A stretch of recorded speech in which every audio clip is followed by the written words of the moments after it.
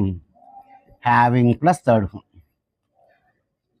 అంటే having plus third form అంటే ఏంటి, అలా వస్తుంది అంటే having seen, having gone, having eaten, having slept, ఇట్లాగా మనం వాడతాం ఇంగ్లీష్లో.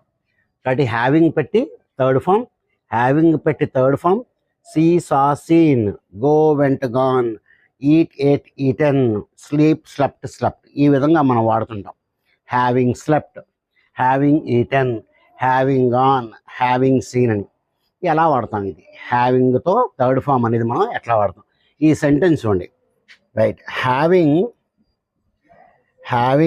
Scene, having seen the police, having seen the police, he ran away. ఈ సెంటెన్స్ మీరు జాగ్రత్తగా చూడండి. ఇవ్వండి హ్యావింగ్ ప్లస్ సీన్